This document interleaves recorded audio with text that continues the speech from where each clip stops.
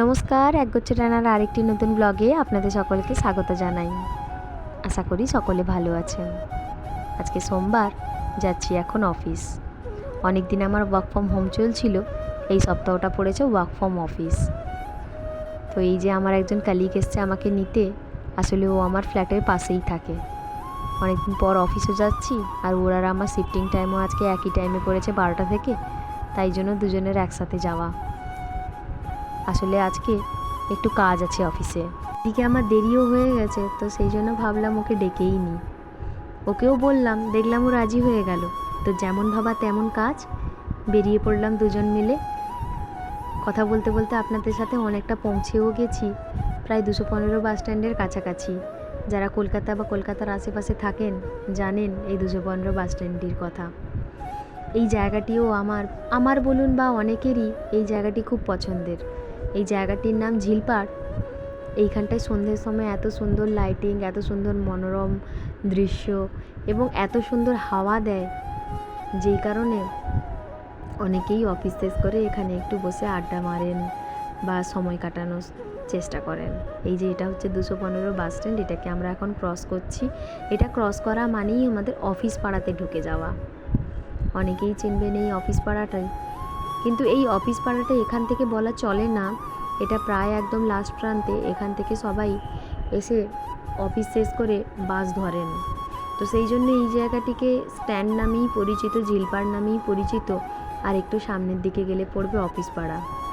এইখান থেকে শুরু হয়ে যায় বড় বড় বিল্ডিং, এটাই হচ্ছে অফিস পাড়া। এখান থেকে আপনি দেখতে পাবেন এলে বড় বড় বিল্ডিং, মাঝে মাঝে যদিও বা সবুজ গাছের উঁকি মারাগুলো দেখা যায়। এই বড় বড় বিল্ডিংয়ের ভেতরে একটু যখন সবুজের আভা, চোখটি যেন সত্যিই জুড়িয়ে যায় মনে হয়, তাই না বলুন? একদম অফিসের কাছাকাছিই পৌঁছে গেছি, এবারে অফিসে ঢুকতে হবে। এই যে দেখুন, এটা হচ্ছে ওয়েবেল ভবন। আশা করি অনেকেই এই জায়গাটি চিনবেন, যারা আশেপাশে থাকেন বা এখানে কাজ করেন তাদের কাছে তো এই জায়গাটি একদম পছন্দের বা জানা।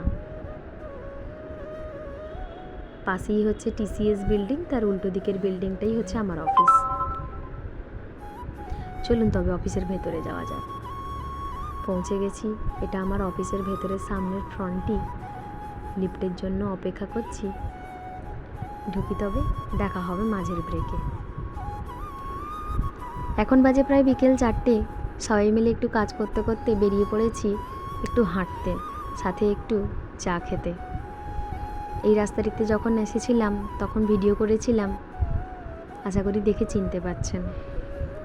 সবাই মিলে একটু আনন্দ করতে বেরিয়েছি, কাজের ফাঁকে একটু আনন্দও তো দরকার, তাই না বলুন? এই যে পিঙ্ক কালারের ড্রেসে রয়েছে সুমিত্রা, তার পাশে রয়েছে সুষমা, আমাদের পুরো গ্রুপের একদম ছোট। ইয়েলো কালারের ড্রেসে রয়েছে দেবলীনা, আর ব্লু কালারের ড্রেসে রয়েছে পুনাম।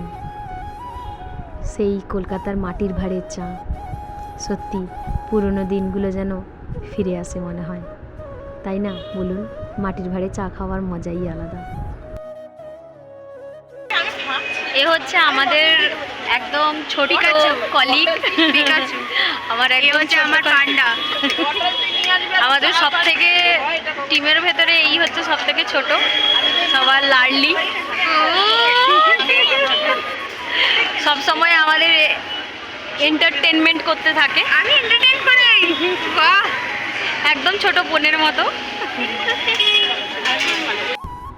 রওনা দিয়েছি আবার অফিসের দিকে। আসলে বেশিক্ষণ সময় নিয়ে বেরোয়নি, হাতে 10-15 মিনিটই টাইম ছিল। গল্প করতে করতে, আড্ডা দিতে দিতে কীভাবে যেই 10-15 মিনিটও কেটে গেল বোঝাই গেল না। সত্যি কথা বলতে, বন্ধুদের সাথে গল্প করতে করতে, আড্ডা দিতে দিতে কীভাবে যে সময়গুলো কেটে যায় বোঝাই যায় না, তাই না বলুন? চলুন তবে অফিসের ভেতরে চলে এসেছি। ব্লগটিও তবে আমি এখানেই শেষ করছি। দেখা হবে খুব শীঘ্রই পরের একটি ব্লগে। যদি ভালো লেগে থাকে তাহলে লাইক শেয়ার করে দেবেন, কেমন লাগলো কমেন্ট বক্সে জানাবেন। আর আমার এরকম টাইপের ভিডিওগুলো আপনাদের যদি ভালো লেগে থাকেন তাহলে অবশ্যই একটা সাবস্ক্রাইব করে রাখবেন। নমস্কার, ভালো থাকবেন সকলে।